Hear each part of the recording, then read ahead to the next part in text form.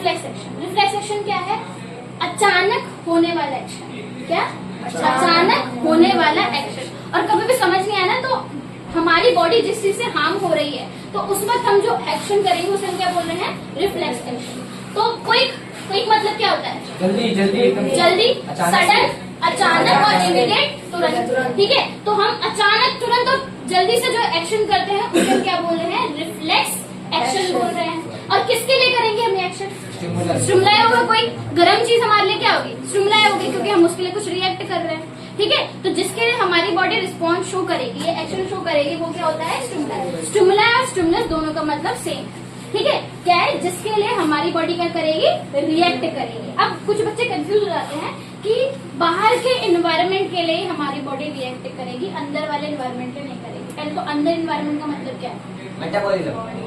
Body के अंदर, सिर्फ मेटाबॉलिज्म नहीं, बॉडी के अंदर होने वाली चीजें। ठीक है, तो बाहर अगर कोई गर्म चीज है, कोई पिन है, कोई कुत्ता पीछे पड़ गया है, ठीक है, तो ये सारे हो गया एक्सटर्नल एनवायरनमेंट। इंटरनल एनवायरनमेंट में क्या आएगा कि अगर कोई भी बाहर से बैक्टीरिया, वायरस अंदर घुस गया है तो बॉडी आपसे पहले परमिशन लेगी कि मैं इसके लिए लड़ूं? नहीं लेगी ना, तुरंत लड़ना शुरू कर देगी। जैसे कभी बुखार आता है तो गर्म, आपका शरीर गर्म क्यों होता है? क्योंकि आपकी बॉडी उस चीज से, वायरस से, उस बैक्टीरिया से लड़ रही है। तो उस गर्म होने से पहले उसने आपसे पूछा कि मैं लड़ूं या नहीं लड़ूं? नहीं पूछा ना, तो वो भी क्या है? रिफ्लेक्स एक्शन है। और उस वक्त को किसके लिए रिस्पॉन्स शो कर रही है? इंटरनल एनवायरनमेंट के लिए। एक्सटर्नल मतलब बॉडी के बाहर वाली चीज है, इंटरनल मतलब बॉडी के अंदर वाली चीज है। ठीक है, तो स्टिमुलस दोनों हो सकते हैं, एक्सटर्नल भी और इंटरनल भी, और दोनों के लिए हमारी बॉडी रिस्पॉन्स शो करती है। तो रिस्पॉन्स मतलब क्या है? स्टिमुलाई के लिए जो एक्ट करेंगे हम, जिससे हमारी बॉडी को हार्म ना हो। अब रिफ्लेक्स आर्क क्या है? ये पूरा पाथ है। पाथ मतलब क्या होता है? रास्ता। जिससे हमारी, सबसे पहले तो हमारा स्टिमुलाई एक्ट करेगा और उसके लिए हम जो एक्ट करेंगे, हाथ पीछे हटाना या जो भी बॉडी हमारी चीज करे, तो ये पूरा रास्ता मतलब पूरा एक्शन जिस पाथ पे हो रहा है, जो जो चीजें यहाँ हो रही है, उसे हम बोल रहे हैं रिफ्लेक्स आर्क। पेपर में इसकी डेफिनेशन बहुत आई है। ठीक है, ये पूरा रास्ता है जिसमें स्टिमुलस से लेके आप जो रिस्पॉन्स शो करोगे वो क्या क्या वहाँ पे सिनेरियो हो रहा है, ये पूरा पाथ है। तो एक पूरा रास्ता है। अब इसमें हो क्या रहा है वो देखते हैं। देखो एग्जांपल लिया है, वही गर्म चीज वाला, किसी गर्म चीज को छू लिया है तो ये हमारे लिए क्या हो जाएगा? स्टिमुलस या फिर स्टिमुलाई, दोनों मतलब सेम ही है, जिसके लिए हमारी बॉडी रिस्पॉन्स शो कर रही है। एक्सटर्नल है या इंटरनल है? एक्सटर्नल है। ठीक है, अब गर्म चीज छू ली तो कौन से रिसेप्टर ने यहाँ पे काम करा है? थर्मो रिसेप्टर ने काम करा है। ठीक है, थर्मो रिसेप्टर ने काम करा। थर्मो रिसेप्टर ने इंफॉर्मेशन कलेक्ट करी कि गर्म चीज को छू लिया गया है। तो इंफॉर्मेशन लेके कौन जा रहा है? सेंसरी न्यूरॉन लेके जा रहा है। सेंसरी न्यूरॉन लेके जा रहा है। अब सेंसरी न्यूरॉन कहाँ पे इंफॉर्मेशन रेड करा है? सेंसरी न्यूरॉन कहाँ इंफॉर्मेशन लेके जा रहा है? स्पाइनल कॉर्ड में। अब कुछ बच्चे कंफ्यूज हो जाते हैं, स्पाइनल कॉर्ड क्या है? स्पाइनल कॉर्ड, हाँ नहीं, देखो सबसे पहले आपका ब्रेन है, ब्रेन है, दिमाग। अरे हाथ में नहीं होता स्पाइनल कॉर्ड, सामने देखो, ये ब्रेन है।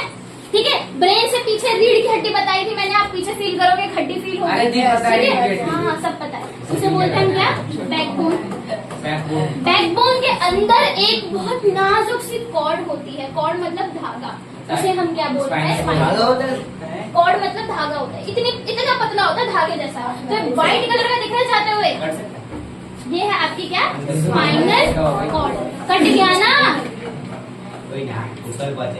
हाँ बस, ठीक है। तो ब्रेन से ही नीचे जा रही होती है क्या? स्पाइनल कॉर्ड, और उसको चारों तरफ से प्रोटेक्ट करके रखता है आपका बैकबोन, जो कि हड्डी से बना होता है। तो आपको जो फील होती है वो बैकबोन है और उसके अंदर प्रोटेक्टेड है आपकी स्पाइनल। तो ब्रेन है, ब्रेन से ही नीचे खिंचती है, मतलब ब्रेन से ही शुरू होती है ये। आप आगे पढ़ोगे तो ह्यूमन ब्रेन पढ़ेंगे ना, तो ह्यूमन ब्रेन का एक्सटेंशन होता है, मतलब उसी से आगे बढ़ रही होती है स्पाइनल कॉर्ड। तो नीचे से गई है और चारों तरफ किसने कवर करा है? बैकबोन। ठीक है, तो आपकी इंफॉर्मेशन ब्रेन में ना जाके कहा गई है? स्पाइनल कॉर्ड में। रिफ्लेक्स एक्शन जब भी होता है तो उसमें इंफॉर्मेशन किसके पास जाती है? सबसे पहले स्पाइनल कॉर्ड। अब क्यों? अब मान लो यहाँ पे हाथ आ रहा था तो यहाँ से इंफॉर्मेशन जाएगी, यहाँ आ जाएगी, फिर यहाँ जाएगी, तो यहाँ पर टाइम बहुत ज्यादा लग जाएगा और इतनी देर में हमारा हाथ क्या होगा? जल जाएगा।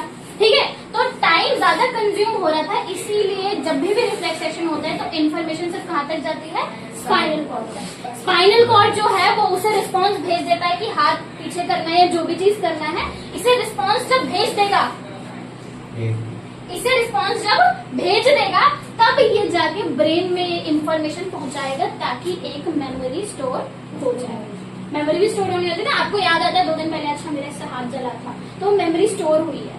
ठीक है, तो पहले हाथ जला, मतलब रिफ्लेक्स एक्शन हो रहा है, कुछ स्टिमुला है, इन्फॉर्मेशन लेके कौन गया है, सेंसरी न्यूरॉन। कहाँ पे लेके गया है, स्पाइनल कॉर्ड में। अब बीच में ज्वाइंट करने वाले कौन से न्यूरॉन थे, रिले न्यूरॉन थे। सीधा बैठ जाओ, बिल्कुल भी आवाज पीछे हो गए, रिले न्यूरॉन। ठीक है, स्पाइनल कॉर्ड ने क्या इन्फॉर्मेशन दी, हाथ पीछे हटाना है, तो इन्फॉर्मेशन लेके कौन आएगा, मोटर न्यूरॉन आया होगा। और जब इन्फॉर्मेशन लेके आके पूरा काम खत्म हो गया ना, तब स्पाइनल कॉर्ड कहाँ इन्फॉर्मेशन पहुंचा देगा, ब्रेन में, ताकि एक मेमोरी स्टोर हो जाए। ब्रेन ही मेमोरी स्टोर करता है ना। ठीक है, अब आया तो यहाँ पे जरा देखो, मोटर न्यूरॉन इन्फॉर्मेशन लेके आया था, तो यहाँ पे कुछ चीज है, दैट इज मसल। ठीक है, तो मोटर न्यूरॉन ने मसल को इन्फॉर्मेशन दी है कि हाथ पीछे हटाना है, क्योंकि मसल ही मूवमेंट करेगी। तो इसी मसल को क्या बोल रहे हैं हम, इफेक्टर। क्या बोल रहे हैं, इफेक्टर। क्यों बोल रहे हैं इफेक्टर, क्योंकि यही इफेक्ट शो करेगा, यही हाथ पीछे करेगा। ठीक है, हमारा हाथ पीछे हो गया, हाथ जलने से बच गया है। तो पूरा पाथ क्या हुआ, सबसे पहले क्या था हमारा, स्टिमुलस, जिसके लिए कुछ रिस्पॉन्स शो करेंगे। रिसेप्टर ने क्या करा, इन्फॉर्मेशन कलेक्ट करी। कलेक्ट करने के बाद वो किसको देगा, सेंसरी न्यूरॉन, और सेंसरी न्यूरॉन आगे लेके जाएगा। सेंसरी न्यूरॉन कहाँ लेके जाएगा, स्पाइनल कॉर्ड में, जहाँ पे उसे कनेक्ट कौन कर रहा होगा, रिले न्यूरॉन, क्योंकि साथ में जॉइंट किससे होते हैं, रिले न्यूरॉन से होते हैं। ठीक है, स्पाइनल कॉर्ड ने बोला कि हाथ पीछे हटाना, तो इन्फॉर्मेशन लेके कौन आएगा, मोटर न्यूरॉन। ठीक है, अब मोटर न्यूरॉन इन्फॉर्मेशन किसको देगा, मसल सेल को, और वो कुछ ना कुछ रिस्पॉन्स शो करेगा, तो इसलिए मसल सेल को क्या बोलते हैं, इफेक्टर, और हमारा रिस्पॉन्स हो जाएगा, हाथ पीछे हो जाएगा। ठीक है, तो ये जो डायग्राम है बनाने को नहीं आता, इसकी लेबलिंग आती है, इसीलिए डायग्राम यहाँ पे लगाया है। तो ये पाथ याद रहेगा तो पूरा कवर हो जाएगा। ठीक है, लेबलिंग इसकी बहुत बार आ रही है, हो गया। अब बात ये आ रही है कि रिफ्लेक्स एक्शन की जरूरत ही क्यों है। हाँ, ये भी आया है पेपर में कि रिफ्लेक्स एक्शन की इतनी जरूरत क्यों है। तो जो चीज मैंने एक्सप्लेन करा वही पूरा लिखा गया है कि कब होता है रिफ्लेक्स एक्शन, जहाँ तक कोई गर्म चीज छू लो, जिससे बॉडी हार्म हो रही होगी, तभी रिफ्लेक्स एक्शन होगा। गर्म चीज छू ली होगी, कोई पिंचिंग हो गया होगा, किसी को ऐसे चींटी काट ली या फिर पिंचुक हो दिया होगा। ठीक है, तो उसमें ब्रेन तक इन्फॉर्मेशन जब तक जाएगी तब तक बॉडी हार्म हो जाएगी, इसलिए इन्फॉर्मेशन किसके पास गई है, हमारी स्पाइनल कॉर्ड के पास, हाथ से बस वाली चीटिंग। ठीक है, तो इन्फॉर्मेशन किसके पास गई, स्पाइनल कॉर्ड के पास। तो उसने क्या करा, सडनली एक्शन ले लिया। ब्रेन के पास जाता तो टाइम बहुत ज्यादा कंज्यूम हो जाता है, इसीलिए रिफ्लेक्स एक्शन की जरूरत है।